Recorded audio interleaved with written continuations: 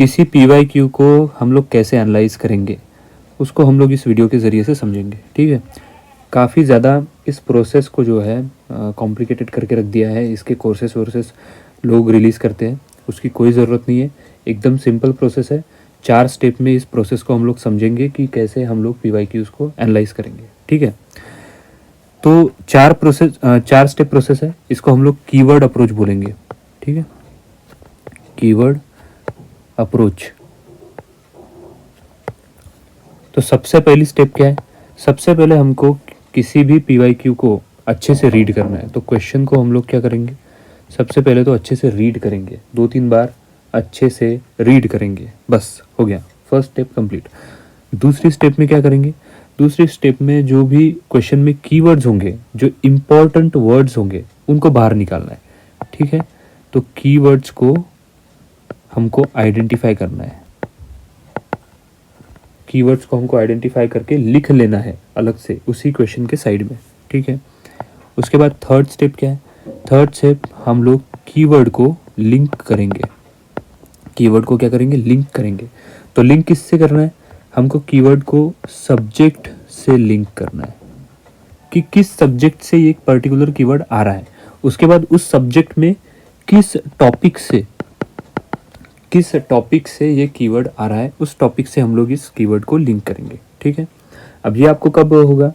ये आपका तभी पॉसिबल होगा जब आप सिलेबस को अच्छे से पढ़ रहे हो। अगर सिलेबस आपको अच्छे से पता है, आपने सिलेबस अच्छे से रटा हुआ है, तभी आप किसी भी कीवर्ड को पर्टिकुलर टॉपिक से लिंक कर पाओगे। ठीक है, तो आपको सिलेबस को अच्छे से पढ़ना है। ओके, उसके बाद आपको क्या करना है? तो फोर्थ स्टेप में आपको उस टॉपिक को प्रिपेयर करना है। जिस भी टॉपिक से वो कीवर्ड आ रहा है, उस टॉपिक को आपको प्रिपेयर करना है। आपको कीवर्ड को प्रिपेयर नहीं करना है, आपको कीवर्ड किस टॉपिक से आ रहा है उस टॉपिक को प्रिपेयर करना है। उस टॉपिक के नोट्स आपको बना लेने हैं और उसके बाद आपको क्वेश्चन को सॉल्व करना है। ठीक है, उसके बाद आपको क्वेश्चन को सॉल्व करना है। तो अभी इस पर्टिकुलर क्वेश्चन को हम लोग देखेंगे और इस क्वेश्चन के ज़रिए से हम कीवर्ड्स अप्रोच को कैसे यूज़ करेंगे उसको देखते हैं। तो ये 2023 में पूछा गया क्वेश्चन है यूपीएससी सीएसई प्रीलिम्स में। ठीक है, तो स्टेटमेंट क्या बोल रहा है? In the post pandemic recent past many central banks world wide had carried out interest rate hikes. सबसे पहली स्टेप ध्यान में रखनी है कि क्वेश्चन जो भी है स्टेटमेंट वगैरह, स्टेटमेंट बेस्ड क्वेश्चन होगा या फिर नॉर्मल एक फैक्चुअल क्वेश्चन होगा, तो क्वेश्चन को अच्छे से पढ़ना है। ठीक है, तो पहले स्टेटमेंट को अपन ने पढ़ लिया। उसके बाद दूसरे स्टेटमेंट को पढ़ेंगे अच्छे से कि central banks generally assume that they have the ability to counteract the rising consumer prices via monetary policy means। ठीक है, अपन ने क्वेश्चन को अच्छे से पहले रीड करना है। उसके बाद इस क्वेश्चन में कौन से कीवर्ड्स है उनको अपन बाहर निकालेंगे। तो कीवर्ड्स कौन से हैं? In the post pandemic recent past many central banks, तो ये अपना एक कीवर्ड हो गया। ठीक है, ये एक इंपॉर्टेंट वर्ड है ना, central banks world wide had carried out interest rate hikes. क्या किया सेंट्रल बैंक्स ने? इंटरेस्ट रेट हाइक कर दी, तो ये अपना एक कीवर्ड बन गया। ठीक है, अभी सेकंड स्टेटमेंट को पढ़ते हैं। Central banks generally assume that they have the ability to counteract the rising consumer prices. तो ये एक और कीवर्ड मिल गया अपने को, rising consumer prices via monetary policy means. और एक कीवर्ड मिल गया, वाया क्या? Monetary policy.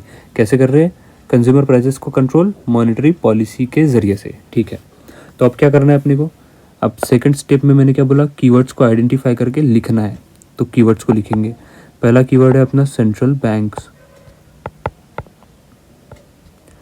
दूसरा कीवर्ड है अपना interest rate hike, third keyword है अपना राइजिंग कंज्यूमर प्राइसेस,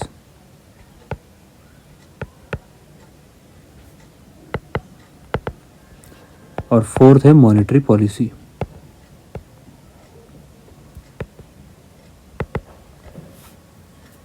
तो ये आपको 4 कीवर्ड्स मिल गए इस पर्टिकुलर क्वेश्चन से। अब थर्ड स्टेप में आना है, लिंक करेंगे कीवर्ड्स को। तो ये कीवर्ड्स को हम पहले तो सब्जेक्ट से लिंक करेंगे। तो सब्जेक्ट कौन सा है? सब्जेक्ट कोई भी बता देगा कि इकोनॉमी से रिलेटेड है। ठीक है, लेकिन अब अपने को देखना है कि इकोनॉमी के किस टॉपिक से ये पर्टिकुलर कीवर्ड्स आ रहे हैं।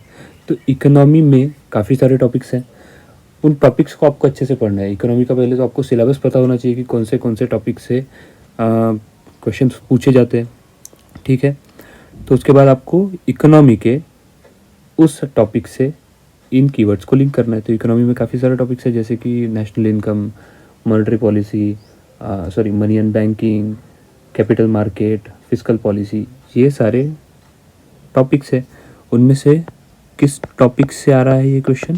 तो ये आ रहा है मनी एंड बैंकिंग से, मनी एंड बैंकिंग। तो ये जो कीवर्ड्स है वो आ रहे हैं मनी एंड बैंकिंग से। तो इसका मतलब क्या है? इसका मतलब है कि मनी एंड बैंकिंग यूपीएससी के पॉइंट ऑफ व्यू से एक इम्पॉर्टेंट टॉपिक है, उसके ऊपर यूपीएससी जोर दे रहा है, ठीक है। तो उस टॉपिक को आपको प्रिपेयर करना है, आपको इन कीवर्ड्स को नहीं, आपको उस पर्टिकुलर पूरे के पूरे टॉपिक को, पूरे के पूरे चैप्टर को प्रिपेयर करना है। उस चैप्टर में जितने भी कुछ सब टॉपिक्स आ रहे होंगे उन सब को प्रिपेयर करना है, ठीक है। उसके बाद एक और पर्टिकुलर कीवर्ड है यहाँ पे, राइजिंग कंज्यूमर प्राइसेस। तो राइजिंग कंज्यूमर प्राइसेस का मतलब क्या होता है? इन्फ्लेशन, है ना। तो आपको इस टॉपिक को भी प्रिपेयर करना है, ठीक है। अब जैसे अपनी सेंट्रल बैंक है आरबीआई, तो अपने को आरबीआई को प्रिपेयर करना पड़ेगा। आरबीआई के बाद जो मॉनेटरी पॉलिसी आरबीआई लाती है, उस मॉनेटरी पॉलिसी को अपने को प्रिपेयर करना पड़ेगा कि मॉनेटरी पॉलिसी क्या होती है, उसमें कितने मेंबर्स होते हैं, उसका काम क्या होता है, वो कैसे इंटरेस्ट रेट को कम ज़्यादा करती है, क्यों करती है, ये सब, ठीक है। तो ये सारा कुछ आपको प्रिपेयर करने के बाद फिर आपको इस क्वेश्चन को सॉल्व करना है। तो ये होता है पीवाईक्यू एनालिसिस। आपको पीवाईक्यू एनालिसिस में कुछ नहीं करना, बस आपको पीवाईक्यू से कीवर्ड्स को निकालना है, वो कीवर्ड्स किस टॉपिक से रिलेटेड है उसमें जाना है, और तब आपको समझ में आएगा कि वो पीवाईक्यू जो है यूपीएससी किस टॉपिक के ऊपर जोर दे रहा है, किस टॉपिक को इम्पोर्टेंस दे रहा है, और आपको वही पढ़ना है, आपको सब कुछ नहीं पढ़ना, ठीक है ना। इसीलिए पीवाईक्यू एनालिसिस करना ज़रूरी है, क्योंकि बार बार उन पर्टिकुलर टॉपिक से ही क्वेश्चंस पूछे जाते हैं, और वो आपको पता होनी चाहिए कि किन टॉपिक से क्वेश्चंस पूछे जा रहे हैं। बस इसके लिए पीवाईक्यू एनालिसिस होता है। फिर आपको उस टॉपिक के नोट्स बना लेने हैं अपनी लैंग्वेज में, जो भी आपको समझे, और उन नोट्स के बेसिस पे इस क्वेश्चन को सॉल्व करना है। बस हो गया, पीवाईक्यू एनालिसिस ख़त्म, ठीक है। तो ये होता है पीवाईक्यू एनालिसिस, कुछ नहीं करना ज़्यादा। इस 4 स्टेप अप्रोच को फॉलो करो और उस पर्टिकुलर क्वेश्चन को प्रिपेयर करो, बस। चलिए फिर, आई होप कि आपको ये वीडियो पसंद आया होगा, या फिर इससे कुछ मदद मिली होगी। मिलते हैं अगले वीडियो में। Thanks for watching.